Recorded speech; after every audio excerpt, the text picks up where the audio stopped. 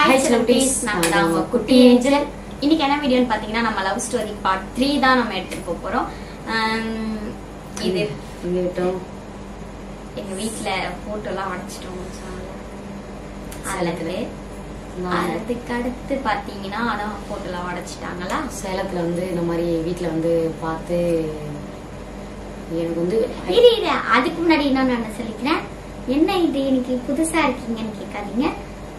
இன்னைக்கு நாங்க வந்து ஒரு சூப்பரான ஒரு ரீல்ஸ் கண்டென்ட் வீடியோ பண்ணோம். அதுக்காக தான் நாங்க இந்த காஸ்டிங் போட்டிருக்கோம். சரி இது நல்லா இருந்ததுன்னு குட்டி ரொம்ப சொன்னாங்க. அவங்களுக்கு பிடிச்சிருந்து இதுலயே நம்ம லவ் ஸ்டோரி ஆரம்பிச்சுல சொன்னாங்க. சரி அதுக்காகவே நான் வந்துட்டேன். ஓகே இப்ப போயிடலாம், வாங்க வீடியோக்குள்ள போகலாம்.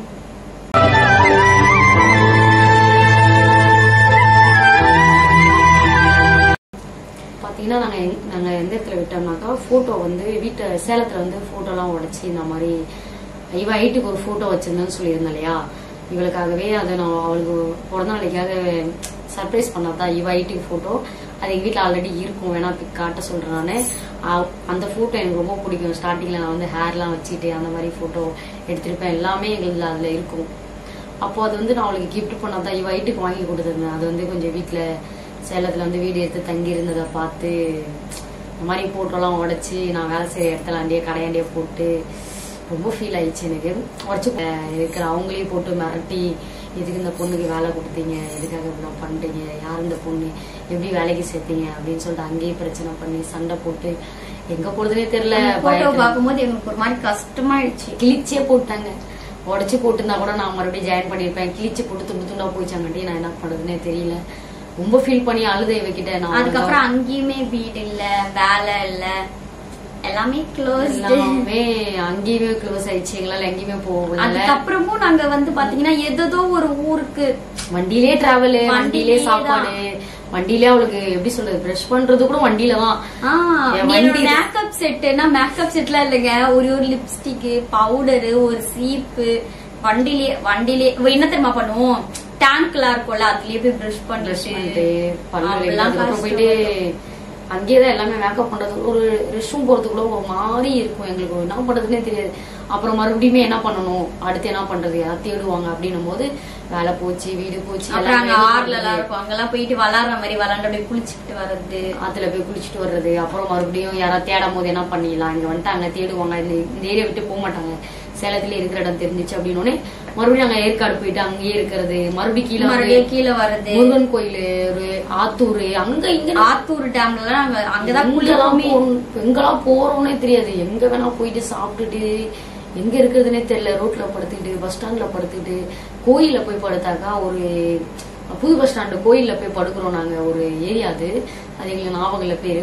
அந்த ஏரியால போய் படுக்கிறோம். இல்லம்மா இங்கெல்லாம் வரக்கூடாதீங்க, எந்த ஏரியாமா, எதுக்குமா இங்கெல்லாம் வரீங்க, இங்க வந்து எல்லாம் படுக்க கூடாதுமா, எந்திரிச்சு போங்கம்மான்னு சொல்லி அப்புறம் எங்க வீட்டுல என்ன தெரியுமா பண்ணாங்க, ஒரு அப்படியே 1 month 2 month கிட்ட அப்படியே போயிடுச்சு.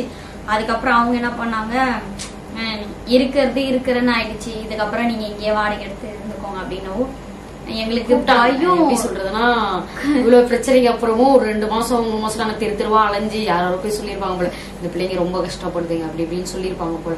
அதுக்கப்புறம் எங்க வீட்டுல இருந்து கால் பண்ணி இந்த மாதிரி எங்க இருக்கீங்க, வாங்க வாங்க வாங்க, எங்க வீட்டுல கூட இருக்க வேணாம், நீங்க தனியா வீடு எடுத்து இருந்துப்போம். இல்ல நான் வரமாட்டேன் அப்படின்னு தான் சொல்லிட்டு இருந்தா. குட்டியை கூப்பிட்டா மட்டும் தான் நான் வருவேன், இல்லன்னா வரமாட்டேன் அப்படின்னு சொல்லுவோம். சரி அவளையும் கூப்பிட்டு வா ஃபர்ஸ்ட். அதுக்கப்புறம் என்ன தெரியுமா நடந்தது, இதை நான் சொல்றேன்.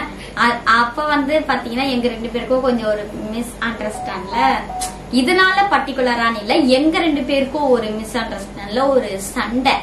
அப்ப நான் என்ன பண்ணிட்டேன், இதுதான் இதுன்ட்டு சொல்லிட்டு, ஏன்னா எங்க வீட்டுல வந்து இவங்களை ஏத்துப்பாங்கன்னு தெரியல, இவங்க சண்டை போட்டு கொஞ்சம் அந்த இடத்துல எங்களுக்கு ஒரு பிரச்சனை ஆயிட்டு அதுக்கப்புறம் என்ன பண்ண, நான் தனியா பஸ் ஏறிட்டேன்.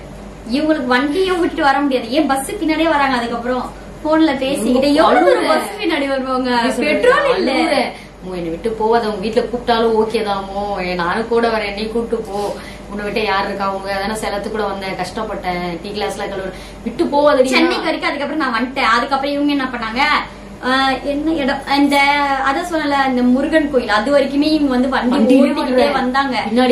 அங்க ஒரு பஸ் ஸ்டாண்ட், அது பேர் எனக்கு தெரியல, முருகன் கோயில் அதுதான் பஸ் ஸ்டாண்ட். அங்க போயிட்டு உள்ள அவங்க பார்க்கிங் விட்டுட்டு அதுக்கப்புறம் நான் இறங்கிட்டோம். அதுக்கப்புறம் எங்க போன்ல அழுதுட்டே இருந்தாங்க. அப்புறம் போன்லயே அப்படியே பேசிக்கிட்டு ஒரு 6 hours கிட்ட இருக்கும். வண்டியில போயிட்டாங்க. அது 5 hours தான், அவ்வளவு தூரம் இல்ல, 5 hours. நானும் பின்னாடியே போயிட்டு நான் சொல்லிட்டேன் ஒரு டோல்ல இறங்கி நான் உனக்கு வெயிட் பண்ணுன்னு சொல்லிட்டு அவங்க ஒரு கையில என்கிட்ட காசு, தண்ணி வாங்க காசு இல்ல, எல்லாமே இவங்க கிட்ட தான். ஜிபே, நான் ஜிபே இன்ன வரைக்கும் நான் யூஸ் பண்ணது கிடையாது, இவங்க செல்லுல யூஸ் பண்ணிருக்கேன். சோ எனக்கு எதுவுமே இல்ல, அதனால தண்ணி வாங்க கூட காசு இல்ல, என்ன பண்றதுன்னு தெரியலன்னு சொல்லிட்டு அவ்வளவு ஒரு கஷ்டம் எனக்கு. அதுக்கப்புறம் இறங்கிட்டு அவங்க சொன்னாங்க நீ டீ குடி, நான் வந்து காசு தரேன். வராங்க 3/4 மணி நேரம் எங்களுக்கு ஒரு மாதிரி வர என்ன பாக்க. நான் சொல்லிட்டு இவள்கிட்ட கால் பண்ணிமோ நில்லுமோ எல்லாம் முடியாதுமோ நீ இல்லாமலாம் நான். அதுக்கப்புறம் எங்க வீட்டுக்கு சர்ப்ரைஸ் என்னன்னா, எங்க அப்பாவுக்கும் தெரியாது, எங்க அம்மா அப்பல எங்க அப்பா இருந்தாங்க, அப்பாவுக்கும் தெரியாது, அம்மாவுக்கும் தெரியாது நான் வரேன்ட்டு. அதுக்கப்புறம் நான் வந்துட்ட உடனே எங்க அம்மா கால் பண்றேன், போற டோல்ல இருந்து வரும்போது என்ன பண்றீங்க அப்படின்னு சொல்லிட்டு. சும்மாதான் இருக்க, நீ என்ன பண்ற அப்படின்ற மாதிரி கேட்டிருந்தாங்க. அப்புறம் வச்சிட்டேன். மறுபடியும் என்ன பண்ணேன், முருகன் கோயிலாண்ட வந்தேன், கால் பண்ணேன். சொல்ல வேணாமா, திட்டுவாங்களோ இல்ல அடிச்சிருவாங்களோ, கூட்டிட்டு போயிடுவாங்களோ சொல்லிட்டாங்க. அதுக்கப்புறம் என்ன பண்ணுவாங்களோ. அதுக்கப்புறம் மறுபடியும் என்ன பண்ணேன், எங்க வீட்டுக்கு ஆப்போசிட்லயே ஒரு நகை கடை இருக்கும், அங்க உட்காந்தேன். கால் பண்ணலாமா வேணாமா, பண்ணலாமா வேணாம், அம்மா ஒரு 7 நிமிஷம் வெளில வந்துட்டு போமா அப்படின்னு. குட்டி எங்க தெரியும் பாருந்தாங்க, ஏதோ நான் ஓடி வந்த பயம் எங்கேயோ போயிட்டாங்க இவங்க. என்ன ஒரு 2 ஸ்டாப் தள்ளி இருந்தாங்க, நீ சொல்லு நான் அப்ப வரேன்னாங்க. நான் அது வரைக்கும் நிறைய ஓடி வரேன். மறுபடியும் கூப்பிடுறாங்கன்னா மறுபடியும் ஏதாவது பண்றேன், என்ன பண்றது, நான் வந்து தள்ளி இருந்தேன். என்ன பண்ணாங்க, கூப்பிட்டு இவளை வந்து பேசினாங்க. அவளா வேணாம், ஃபர்ஸ்ட் வந்து வேண்டாம் நீ வா அப்படின்னு தான் சொன்னாங்க. அப்புறம் இவ எடுத்து சொன்னா, இல்லம்மா சேலத்துல ரொம்ப கஷ்டப்பட்டா, எனக்காக பாவமா, நம்ம வீட்டுல கொஞ்ச நாளைக்கு வச்சுப்போம், வச்சுட்டு கூட நம்ம அதுக்கப்புறம். அப்பயும் எங்க வீட்டுல சொன்னாங்க, எங்க டேடி சொன்னாரு என்னன்னா, எதுக்கு வந்த அப்படின்னு எங்க அப்பா கேட்டாரு. ஏன் இத்தனை நாள் தெரியலையா அப்படின்னாரு. அவளை விட்டுட்டு தானே வந்திருக்க அப்படின்னாரு. அப்பெல்லாம் எங்க அப்பாவுக்கு புரிய வைக்கல நாங்க. அப்பெல்லாம் வந்து எங்க அப்பாவுக்கு பிடிக்காது இவங்கள. என்னாச்சு, அப்புறம் என்ன மட்டும் கூப்பிட்டு சாப்பாடு போட்டாங்களோ எனக்கு இவங்க ஞாபகம் தான் வருது. ஏன்னா வந்து ஒரு 3 months இவங்க கூடயே சேலம், இவங்க கூடயே தான் ஃபுல்லா, விட்டுட்டு சாப்பிட கூட தோணல. அவங்க அங்க நிக்கிறாங்க அப்படின்னு சொன்னா, யாரு அப்படி, குட்டியும் அவ வந்திருக்காளா அப்படி, கூப்பிடு அப்படின்னாங்க. பயம், சாப்பாடுனாலே எனக்கு பயம் வேற. ஏன்னா நான் வந்து சாப்பாடு போட்டாலே சாப்பிடுவேன், வீட்டு சாப்பாடு எப்பவுமே சாப்பிடுவேன். அப்படியே அப்படி சொல்லியிருக்கேன். இவங்களுக்கு என்ன பயனா, ஏதாச்சும் கலக்கி குத்துருவாங்க. இல்லப்பா அன்பா கூப்பிட்டு சாப்பாடு எல்லாம் கொடுத்தாங்க. நைட்ல என்ன பண்ணுவாங்களோ நமக்கு, நைட் நேரத்துல என்னால விட்டு போக முடியல. எங்க வீட்டுல இவ்வளவு கொலைலாம் பண்ண மாட்டாங்க, இந்த அளவு எல்லாம் பயந்தாங்க. அப்போ ஒரு காலம், இப்பெல்லாம் அப்படி கிடையாது. அப்போ எனக்கு வேணாமா சாப்பாடு, அம்மா எனக்கு வேணாமா சாப்பாடு சொன்னாங்க. பயப்படாது, அவங்களே சொல்லிட்டாங்க, எதுலாம் பயப்படாது, எதுவும் பண்ண மாட்டேன், சாப்பிட்டு போ, அப்புறம் ஸ்டே பண்ணிக்கிறோமான்னு சொல்லி. அதுக்கப்புறம் வீட்டுலதான் இருந்தோம், 1 week எங்க வீட்டுலதான் இருந்தோம். அப்படியே நாங்க வீடு பாத்துக்கிட்டு இப்படியேதான் இருந்தோம். அதுக்கப்புறம் வந்து எங்க வீட்டுல ஓகே தான் பாத்தீங்கன்னா, எங்க வீட்டுல வந்து அவ்வளவு இது கிடையாது. அதுக்கப்புறம் நாங்க வீட்லயே இருந்து ஒரு வாரம் எங்களை வந்து என்ன பண்ண சொன்னா, வீடு பார்த்து இருந்து அப்பயுமே கொஞ்சம் கொஞ்சம் அப்படிதான் சொல்லிட்டு இருந்தாங்க, வேண்டாம் விட்டு கொஞ்சம் யோசித்து பாருங்க, எவ்வளவு தூரம் அலைஞ்சிருந்தீங்க, எதுக்கு இப்படி பண்றீங்க, எதுக்கு அலையறீங்க, தேவையில்லாத எந்த ஊர்ல போய் எதுக்கு தங்குறீங்க, இங்க பக்கம் எதனா பண்ணாங்கன்னா உங்களுக்கு கூட என்ன இந்த காலத்துல நம்ப முடியல, என்ன பண்ணுவீங்க, ஏன்னா எங்க போய் இருப்பீங்க, ஏன் அப்படி பண்றீங்க, என் கண்ணு முன்னாடி தான் இருக்கணும், என் பொண்ணை அப்படி கூப்பிட்டு போறீங்க, இது நியாயமா அப்படி இப்படிலாம் கேட்டு பேச ஆரம்பிச்சுட்டாங்க. ஆனா சாப்பாடு போட்டு இப்படி எல்லாம் பேசுறாங்களே, என்ன பண்றது தெரியல. ஓகே ஒரு வாரத்துல வீடு பாருங்க அப்படின்னு எங்களுக்கு அப்போ வீடு பார்க்க சொல்லி என்ன இவளை அனுப்ப மாட்டேன்னு தான் சொன்னாங்க. என்னால முடியாதுமா, நான் ஏன்னா இவ்வளவு நாளா இருந்துட்டேன், என்னால பார்க்காம இருக்க முடியாது அப்படின்னு சொல்லிட்டு ரொம்ப அழுவ ஆரம்பிச்சிட்டேன்மா, எனக்கு யாருமா இருக்கா அப்படின்னு சொல்லிட்டு அழுது, நான் என்னால தங்க முடியாது, இவளை விட்டுட்டு இருக்கலாம் மாட்டேன், நான் இவ கூட தான் இருப்பேன், அவளும் இருக்க மாட்டான்னு சொல்லிட்டா, என்னால இருக்க முடியாது, இவ்வளவு நாள் இருந்துட்டோம், நான் ரொம்ப கஷ்டப்பட்டோம், நீங்க சொன்னதுனாலதானே நான் வந்தேன், இப்ப குட்டி விட்டு என்னால இருக்க முடியாது, எதுக்கு அவளை போக சொல்றீங்க, இப்போதைக்கு எங்கேயோ போய் தங்க வைன்னு சொல்லிட்டு, ஏதோ ஒரு ஃப்ரெண்டு வீட்டுல தான் நைட்ல போய் என்ன தங்க வச்சாங்களே, அப்ப கூட அவங்க வீட்டுல என்ன தங்க வைக்கல, சாப்பாடு எல்லாம் கொடுத்து இருக்கா, என் ஃப்ரெண்டு வீட்டுல நான் தங்க வச்சேன். ஆமா ஆமா போய் தங்க வச்சது. அப்ப கூட இவ இல்லாம நான் படிக்க மாட்டேன்னு சொல்லிட்டு அவங்க அக்காவை தான் தொடங்கி யாரையோ அனுப்புனாங்க. இவ படிக்க மாட்டேன்டா, இல்ல இன்னைக்கு ஒரு நாளாச்சு நீ அம்மா கூட இருக்கணும், இவ வந்து சென்டிமெண்ட்ல என்ன பண்ணிட்டா, ரொம்ப நாள் கழிச்சு எங்க அம்மாவை பாக்க வரேன், எங்க அம்மா கூட தான் இருப்பான்னு சொல்லிட்டு அவங்க அம்மா கூட நைட் எல்லாம் எனக்கு தூக்கம் வேற வரல, என்ன பண்றது, ஒரு வேலை இவளை கூட்டு போயிட்டாங்களே, மாத்திருவாங்களா, நைட் எல்லாம் நம்ம கூட இல்லையே, இத்தனை நாளா நம்ம கூட இருந்தோமே, நைட்டு இதுக்கப்புறம் நம்ம இல்லாம இருந்தோம்னா அவள்கிட்ட என்ன பேசுவாங்க, எப்படி மைண்ட மாத்துவாங்க, ஒருவேளை நம்ம விட்டு வேற எங்கேயா தூரமா கூட்டு போயிடுவாங்கன்னு ஒரு பக்கம் பயம். கேக்குறேன், என்ன கூட்டு போங்க, ஏன் கூட்டு போக மாட்டேங்கிறீங்களா? அவளை கூட்டு என் கூட விடுங்க, நான் என் கூட ஏச்சு வச்சுக்கிறேன். 2 நைட்ல தூக்கமே வரல. இல்ல நீங்க தான் இருந்தாகணும், வேற வழி இல்ல அப்படின்ற மாதிரி இருந்துட்டு காலையில பார்த்தோன்னே அழுறேன். சாப்பாடு செஞ்சு ரெகுலரா எப்பயுமே இது பண்ற மாதிரி அந்த வீட்டுக்கு கொண்டு வந்து சாப்பாடு கொடுத்தா. அவங்க ஃப்ரெண்ட் வீட்டுல தான் தங்கிருந்தேன். சாப்பாடு செஞ்சு காலையில வந்து எப்படா போய் எனக்கு பாப்பா வெயிட் பண்றேன் அவளுக்காகவே. நீ ஃபர்ஸ்ட் நைட்லாம் பேசுறானா, என்னால முடியாது, நைட்டு நீ வந்து காலைல பாரு, எனக்கு காலையில பார்த்ததான் நான் சாப்பிடுவேன், எனக்கு சாப்பாடு நைட்லயே சாப்பாடு வேணும், எனக்கு காலையில உன்னை பாக்கணும், நீ வருவியா வரமாட்டியா?